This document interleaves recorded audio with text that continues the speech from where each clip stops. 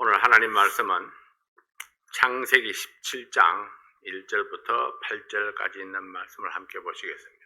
창세기 17장 전체에 관한 말씀이지만은 1절부터 8절까지만 읽도록 하겠습니다. 아브라함의 99세 때에 여호와께서 아브라함에게 나타나서 그에게 이르시되 나는 전능한 하나님이라 너는 내 앞에서 행하여 완전하라. 내가 내 언약을 나와 너 사이에 세워 너로 심히 번성케 하리라 하시니 아브라함이 엎드린데 하나님이 또 그에게 일러 가라사대 내가 너와 내 언약을 세우니 너는 열국의 아비가 될지라. 이제 후로는 내 이름을 아브라함이라 하지 아니하고 아브라함이라 하리니 이는 내가 너로 열국의 아비가 되게 함이니라. 내가 너로 심히 번성케 하리니 나라들이 내게로 쫓아 일어나며 여러왕이 내게로 쫓아나리라. 내가 내 언약을 나와 너와 내 대대 후손의 사이에 세워서 영원한 언약을 삼고 너와 내 후손의 하나님이 되리라. 내가 너와 내 후손에게 너의 우가는 이 땅 곧 가나안 일경으로 주어 영원한 기업이 되게 하고 나는 그들의 하나님이 되리라. 아멘. 기도하겠습니다. 아버지 하나님 감사합니다. 오늘 이 말씀을 통해서 하나님께서 우리에게 말씀해 주실 때에 우리가 그 말씀을 믿음으로 받을 수 있도록 도와주시고 또 아브라함과 같은 그런 믿음으로 우리의 믿음이 성숙되어 갈 수 있도록 도와주시옵소서. 종의 입술을 주장해 주십시오. 예수님 이름으로 기도하옵나이다. 아멘. 여러분은 여러분의 목사를 얼마나 아십니까?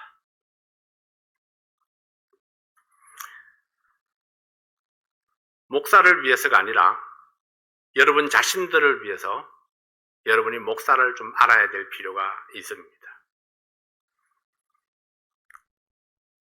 목사를 통해서 얻을 그 무언가를 위해서도 알아야 될 필요가 있고 하나님께서 목사를 통해서 여러분들에게 주실 그 무언가를 위해서도 여러분들이 목사를 좀 알아야 될 필요가 있습니다. 우리는 서로를 잘 알아야 합니다. 세월이 갈수록 아는 것이 쌓여서 서로를 이해하고 받아주는 것이 쉬워집니다. 많이 알아야 많이 이해할 수 있고 잘 알아야 또 잘 받아줄 수 있다는 거죠. 어차피 평생을 하나님을 섬기며 믿음 생활을 하려면 서로 익숙한 사람들이 함께 섬기는 것이 쉽지 않을까요? 신앙생활이 무엇인가요? 하나님의 말씀을 듣고 하나님이 원하시는 삶을 살기 위해서 믿음의 동지들과 협력하고 함께 사는 것, 그것이 그냥 쉽게 우리의 신앙생활입니다. 너무 어렵게 대단하게 생각할 필요가 없습니다. 수많은 사람들이 새로운 것을 찾습니다. 근데 해 아래 새 것이 없다는 말씀이 무슨 말씀일까요? 옮겨가도 낯설을 뿐이지 새로운 것은 어디에도 없습니다. 차라리 익숙한 것이 훨씬 더 좋다는 거죠. 나의 신앙생활을 이끌어가는 리더가 내가 좋아하는 스타일이 아닐 수도 있습니다. 그러나 하나님께서 사용하시는 사람이라는 확신은 있어야 합니다. 내가 리더를 잘 알 때에 더 잘 이해할 수 있고 더 도움이 될 수 있고 더 도움을 받을 수 있습니다. 평생을 함께 가야 할 신앙의 리더라면 우리는 더욱더 잘 알아야 합니다. 여러분 매일 함께 살고 있는 여러분의 배우자는 얼마나 아십니까? 혹시 처음 결혼했을 때 혼란스러웠던 기억이 있습니까? 만약 그랬다면 서로 잘 몰라서 그랬을 것입니다. 남편은 아내를 알아야 하고 아내는 남편을 알아야 합니다. 내 배우자가 무엇을 싫어하고 무엇을 좋아하는지, 얼굴을 찡그리면 그것이 무엇을 의미하는지, 짜증을 내면 왜 짜증을 내는지, 질문에 답을 피하면 왜 피하는지, 약점은 무엇이고 장점은 무엇인지 잘 안다면 그만큼 가정생활이 쉬워질 것입니다. 그렇지만 사실은 내 배우자를 아는 것이 굉장히 쉽지 않습니다. 여러분 잘 아시나요? 네. 40년, 50년을 살아도 잘 모를 수 있습니다. 뭐 거시기 하고 머시기 하다고 그래도 알아듣는 사람들은 잘 알아듣잖아요. 아마 함께하는 세월이 오래되었기 때문일 것입니다. 그래도 여전히 어려운 것은 아마도 내 배우자에 대한 설명서가 없기 때문이 아닐까요? 배우자에 대한 설명서가 없어요. 기계를 사면은 기계에 딱 설명서 딱 있는데, 요즘 유튜브 치면 또 유튜브에 또 딱 나오잖아요. 설명을 어떻게 사용하라고, 인스톨은 어떻게 하라고, 이럴 때는 이렇게 고치라고. 근데 내 배우자는 그게 없어요. 아무리 유튜브에 쳐봐도 짜증을 부릴 때는 어떻게 해야 되는지 안 나옵니다. 그래도 여전히 배워야 한다는 사실에는 변함이 없습니다. 그래서 아는 만큼 마찰이 줄어들 것이기 때문입니다. 어찌되었든 평생을 함께 살아가야 하니까요. 자, 여러분이 섬기는 하나님은 얼마나 아시나요? 다행스럽게도 하나님은 설명서가 있습니다. 하나님은 어떤 분이신지, 언제 기뻐하시는지, 언제 슬퍼하시는지, 언제 노여워하시는지 설명서가 딱 있어요. 이게 사람과 다른 점입니다. 그래서 하나님은 알려면은, 열심히 공부하면은 공부하는 만큼 내가 잘 알 수 있습니다. 그래서 우리가 하나님 말씀을 공부해야 합니다. 그리고 이 성경에는 수많은 사람들이 경험담을 또 기록해 놓았습니다. 그러나 알려고 하지 아니하고 배우지 아니하면은 지극히 기본만 알 수 있을 것입니다. 하나님이 계신다. 성경은 하나님의 말씀이다. 근데 이 기본만 가지고는 우리는 너무나 부족합니다. 호세아 선지자는 여호와를 알자, 힘써 여호와를 알자, 그렇게 호소를 했습니다. 여호와를 알고 여호와를 기뻐하는 것이 힘이라고 말씀을 했습니다. 하나님은 내 아버지이고 내 주인님이시고 내가 평생을 섬겨야 할 분이고 나의 남은 생애 동안 함께 살아야 할 분이기 때문입니다. 하나님의 마음을 알아야 하고 하나님의 원하시는 스타일을 알아야 합니다. 하나님이 말씀하시면 그 말씀의 진리를 알아야 하고 나를 향한 하나님의 마음과 계획을 알아야 합니다. 그래서 우리에게는 하나님의 마음을 담고 있는 성경이 필요한 것입니다. 성경은 하나님의 언약과 성취를 보여주는 하나님의 말씀입니다. 하나님은 약속을 주시고 그리고 그 약속을 이루어 가십니다.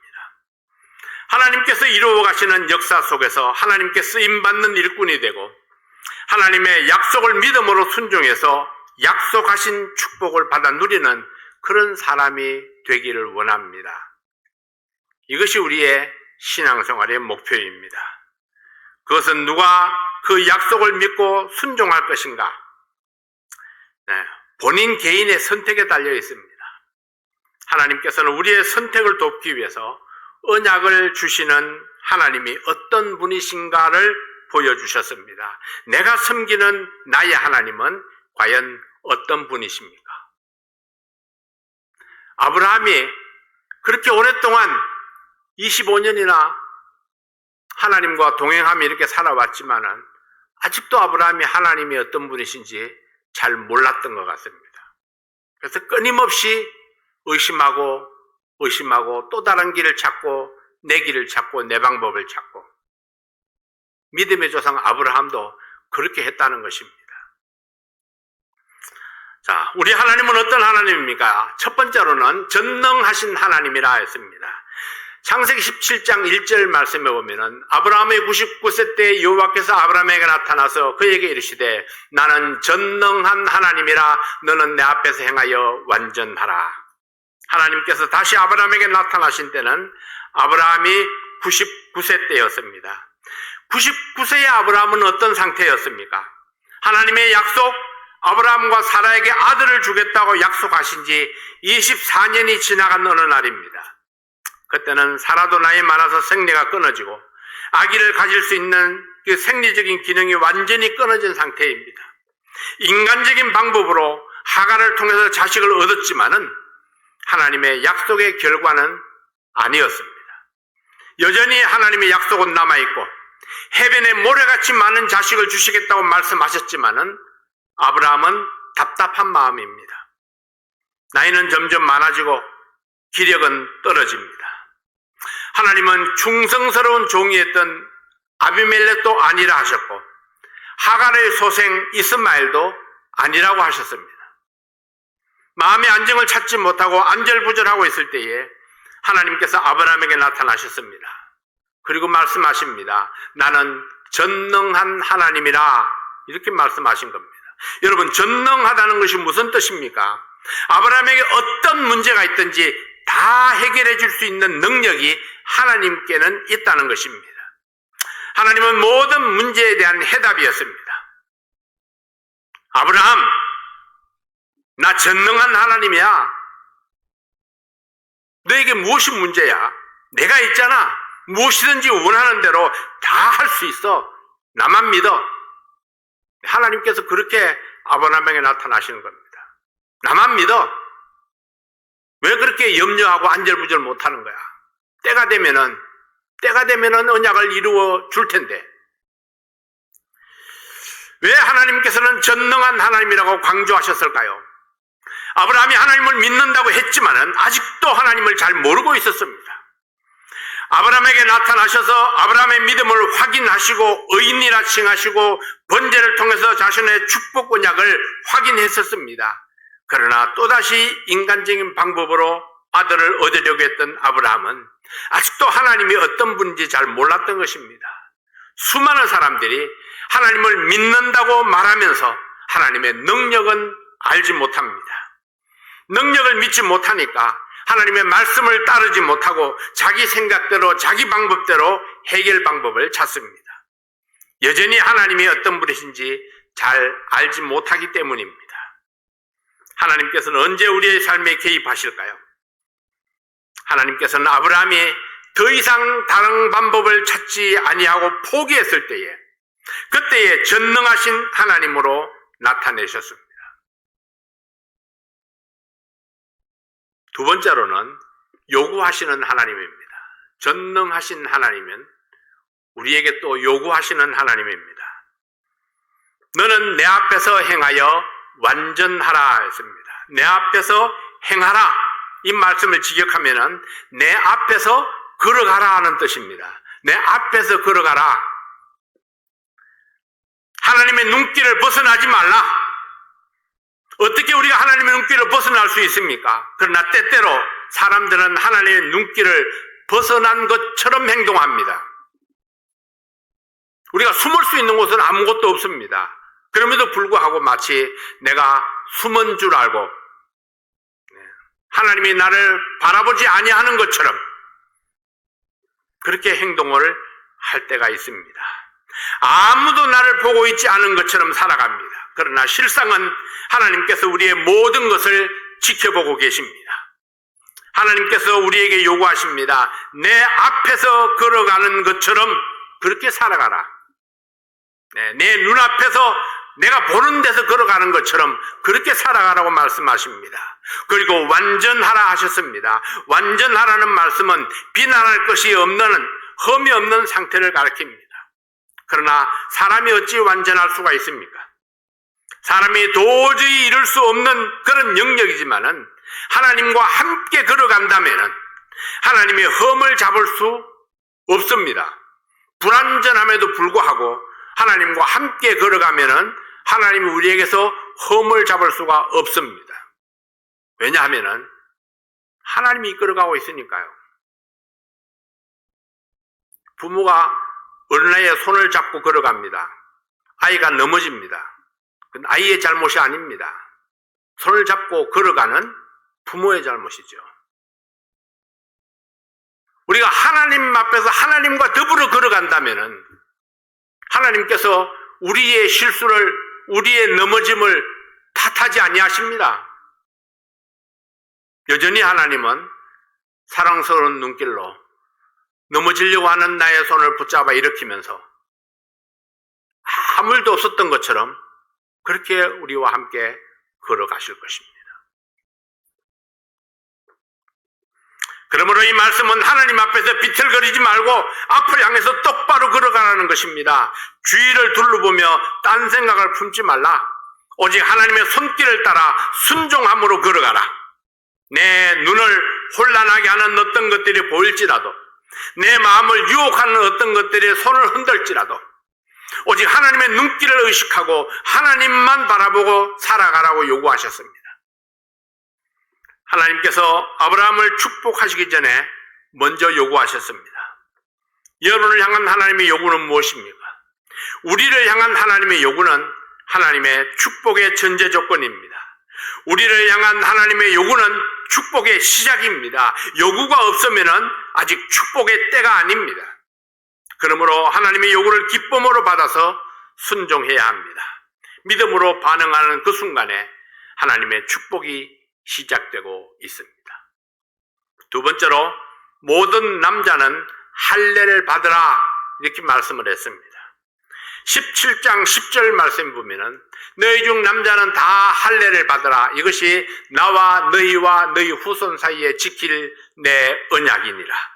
아브라함으로 시작하여 내 후손들까지 할례를 받아라.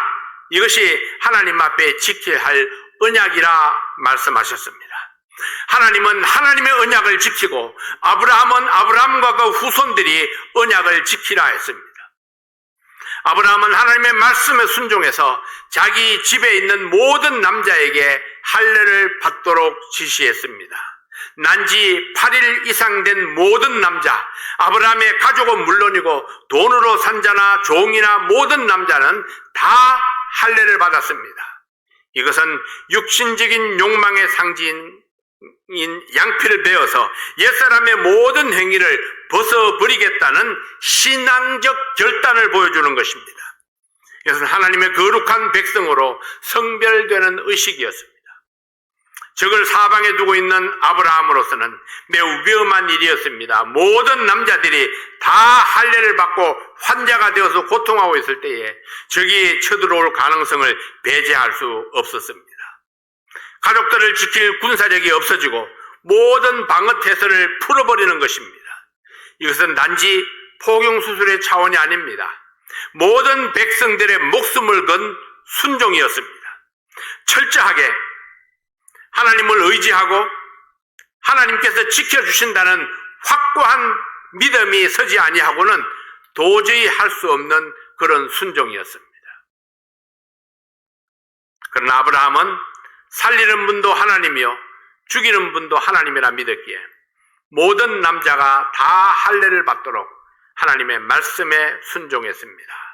모든 축복의 약속에는 순종이라는 반응이 요구되고 있습니다. 순종이 없이는 하나님의 축복을 기대할 수 없습니다. 순종은 하나님의 요구입니다. 세 번째로, 이제 축복의 약속을 재확인합니다. 17장 2절입니다. 내가 내 언약을 나와 너 사이에 세워 너로 심히 번성케 하리라 하시니, 아브라함에게는 여전히 아들이 없지만은 번성케 하시겠다고 약속하십니다. 아브라함이 그 앞에 엎드렸습니다. 고개 빳빳이 들고 따지던 아브라함이 완전히 굴복해서 하나님의 음성을 들을 준비가 되었습니다. 17장 4절 5절 말씀해 보면은 내가 너와 내 언약을 세우리니 너는 열국의 아비가 될지라. 이제 후로는 내 이름을 아브라함이라 하지 아니하고 아브라함이라 하리니 이는 내가 너로 열국의 아비가 되게 함이니라. 첫째, 너는 열국의 아비가 되리라 했습니다. 열국의 아비, 1차적인 의미로는 이것은 모든 나라, 모든 족속의 어른이 되며 중심에 서게 될 축복의 약속입니다. 그 증거로 아브라함의 이름을 아브라함이라 고쳐 부르게 했습니다. 이름이 바뀐다는 것은 새로운 신분이 된다는 의미이기도 합니다. 아브라함의 뜻은 존귀한 아비라는 뜻입니다. 그러나 아브라함은 많은 무리의 아비란 뜻입니다. 존귀한 아비에서 많은 무리의 아비로 이름을 바꾸어 주셨습니다. 모든 나라들의 아버지, 모든 나라들의 중심에 우뚝 서게 될 그 민족으로 만들어 주시겠다는 축복의 약속입니다. 사람들은 세상에서 유명해지는 것을 좋아합니다. 그것이 곧 성공의 표시라고 생각합니다. 그러나 아브라함은 하나님의 능력으로 세상 모든 나라들의 아비가 되게 하시겠다고 약속해 주셨습니다. 하나님이 아브라함을 들어 올리기 시작했습니다. 세계 모든 민족들 위에 아브라함을 높이 들어서 올리겠다고 말씀을 했습니다. 두 번째 축복은 너와 내 후손의 하나님이 되어주겠다 했습니다. 창세기 17장 6절 7절 말씀입니다. 내가 너로 심히 번성케 하리니 나라들이 네게로 쫓아 일어나며 여러 왕이 네게로 쫓아나리라. 내가 내 언약을 나와 너와 내 대대 후손의 사이에 세워서 영원한 언약을 삼고 너와 내 후손의 하나님이 되리라. 내 하나님이 되신다는 것은 내 인생의 주인이 되셔서 내 삶을 책임있게 이끌어 주시겠다는 의미입니다. 하나님을 얻는 것은 하나님께 속한 모든 것을 얻는 것입니다. 이것보다 더 큰 안전보장은 없고 이것보다 더 큰 축복은 없습니다. 세 번째로 가나안 땅을 영원한 기업으로 주리라 했습니다. 17장 8절 9절입니다. 내가 너와 내 후손에게 너의 우거하는 이 땅 곧 가나안 일경으로 주어 영원한 기업이 되게 하고 나는 그들의 하나님이 되리라. 하나님이 또 아브라함에게 이르시되 그런즉 너는 내 언약을 지키고 내 후손도 대대로 지키라.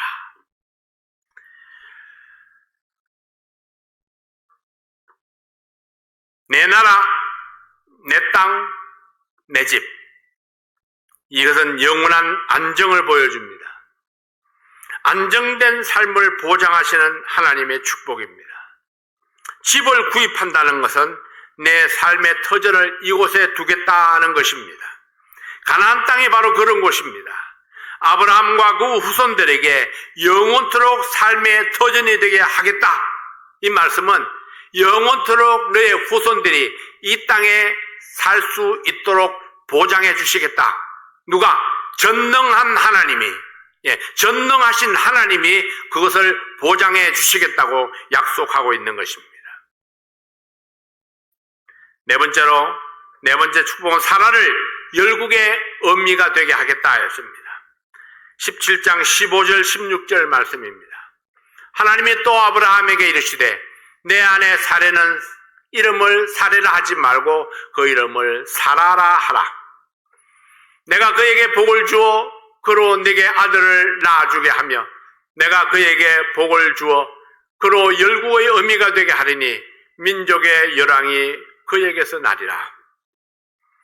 아브라함에게 열국의 아비가 되게 하겠다는 약속에 이어서 사라는 열국의 어미가 되게 하겠다고 말씀하셨습니다. 하나님께서 복을 주어서 아들을 낳게 하시겠다고 말씀했습니다. 사라의 능력이 아니라 하나님이 복을 주어서 아들을 낳게 하시겠다고 했습니다. 이미 소개하셨던 전능하신 하나님이 모든 불가능을 넘어서 아들을 낳아주게 하겠다는 약속의 말씀을 재확인해 주셨습니다. 그러나 여전히 믿지 못하는 아브라함입니다. 17장 17절 18절 말씀을 봅니다. 아브라함이 엎드려 웃으며 심중에 이르되 100세 된 사람이 어찌 자식을 낳을까? 사라는 99세니 어찌 생산하리요? 하고 아브라함이 이에 하나님께 구하되 이스마엘이나 하나님 앞에 살기를 원하나이다. 아브라함은 여전히 눈에 보이는 결과로만 이야기합니다. 100세가 된 자신, 99세가 된 아내 사라, 어떻게 아들을 낳을 수 있겠습니까? 이미 주신 이스마엘이나 하나님 앞에 살면 좋겠습니다. 이스마엘을 후사로 세워주세요. 불신하는 아브라함에게 아들의 이름까지 지어주시면서 아들의 약속을 믿으라고 말씀하십니다. 창세기 17장 19절 말씀입니다. 하나님이 가라사대 아니라 내 아내 사라가 정녕 내게 아들을 낳으리니 너는 그 이름을 이삭이라 하라. 내가 너와 내 언약을 세우리니 그의 후손에게 영원한 언약이 되리라. 아브라함에게 이스마엘도 아픈 손가락입니다. 이스마엘을 염려하는 아브라함의 마음을 이해하시고 이스마엘의 축복도 약속해 주셨습니다. 그러나 분명히 하나님께서 말씀하시기를 내 아내 사라가 정녕 내게 아들을 낳으리니 너는 그 이름을 이삭이라 하라. 아기 이름까지 지어주신 하나님. 창세기 17장 20절 말씀을 봅니다. 이스마엘에게 이르르는 내가 내 말을 들었나니 내가 그에게 복을 주어 생육이 중다하여 그로 크게 번성케 할지라. 그가 12방백을 낳으리니 내가 그로 큰 나라가 되게 하려니와. 이스마엘을 위해서도 하나님의 계획이 있음을 말씀해 주셨습니다. 이스마엘을 통해서도 12방백을 낳아서 번성하게 되리라 했습니다. 이렇게 하여 아브라함에게 모든 근심이 사라지게 하시고 하나님의 약속을 믿으면은 전능하신 하나님의 능력으로 평안과 축복이 주어질 것을 알게 하셨습니다. 축복의 약속은 오직 믿을 때만 축복이 될 수 있습니다. 하나님이 아무리 축복을 약속해 주셨어도 아브라함이 믿지 않았을 때는 지옥입니다. 온갖 상상을 다 했습니다. 하나님이 약속해 주셨지만은 그 약속을 믿지 못했기 때문에 내 종 아비멜렉이 내 후사가 되겠습니까? 하갈의 소생 이스마엘이 후사가 될까요? 이삭이 태어나기까지 아브라함의 이 염려는 그치지 않았습니다. 그 마음에 평강이 없었습니다. 왜? 하나님의 축복의 약속을 믿지 못했기 때문입니다. 하나님께서 많은 약속들을 아브라함에게 주셨지만은 이제 아브라함에게 그 성취가 달려 있습니다. 누구에게요? 아브라함에게 달려 있습니다. 아브라함이 믿고 순종하면은 축복과 평강이지만은 믿지 아니하면은 여전히 불안과 초조함이 있을 것이기 때문입니다. 믿음의 열쇠로 축복의 문을 열어야 합니다. 이것이 바로 우리의 몫입니다. 네 번째로 믿음으로 하는 순종을 보게 됩니다. 이번에는 아브라함이 믿습니다. 아들 이름까지 지어줘서 그럴까요? 진작에 이름을 주셨으면 좋았을 텐데. 아브라함은 하나님께서 주신 말씀을 기억하고 모든 남자들에게 할례를 행하였습니다. 이제 하나님께서 말씀하신 요구에 순종을 시작하는 것입니다. 아브라함이 99세의 할례를 받았습니다. 이스마엘은 13세의 할례를 받았습니다. 아브라함의 집에 사는 모든 남자가 다 할례를 받았습니다. 이것은 아브라함이 하나님의 말씀을 믿고 순종하기로 결단했다는 것을 보여줍니다. 창세기 17장 26절 27절 말씀에 보면 당일에 아브라함과 그 아들 이스마엘이 할례를 받았고 그 집의 모든 남자 곧 집에서 생장한 자와 돈으로 이방 사람에게서 사온 자가 다 그와 함께 할례를 받았더라. 99살 노인의 몸으로 할례를 받는다는 것은 쉽지 않은 결단입니다. 요즘같이 날카로운 칼이 있었던 것도 아닙니다. 그러나 아브라함은 당일에 할례를 받았습니다. 즉각적인 순종, 이것이 믿음으로 드리는 순종입니다. 사랑하는 성도 여러분, 모든 하나님의 축복은 하나님의 요구를 전제하고 있습니다. 하나님의 요구는 믿음으로 드리는 순종입니다. 하나님을 하나님으로 섬기고 하나님을 주인으로 섬기는 삶입니다. 하나님의 요구에 순종으로 반응할 때에 하나님께서 약속하신 축복이 우리의 가정과 비즈니스와 신앙생활을 축복하시고 행복한 미래를 이끌어 주실 것입니다. 오늘 여러분을 향한 하나님의 요구가 무엇입니까? 오늘도 믿음으로 순종하셨습니까? 하나님은 우리를 향해서 계획을 갖고 계십니다. 믿고 순종하면은 하나님이 계획하신 그 축복들이 나의 삶 속에 이루어질 것을 믿습니다. 다만 나의 때가 아니라 하나님의 때에 이루어질 것이므로 우리는 기도하며 인내하며 기다려야 합니다.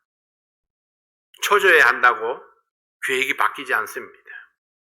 믿음으로 순종하며 기다릴 때에 하나님께서 때가 되면 이삭을 주시고 가나안 땅을 주시고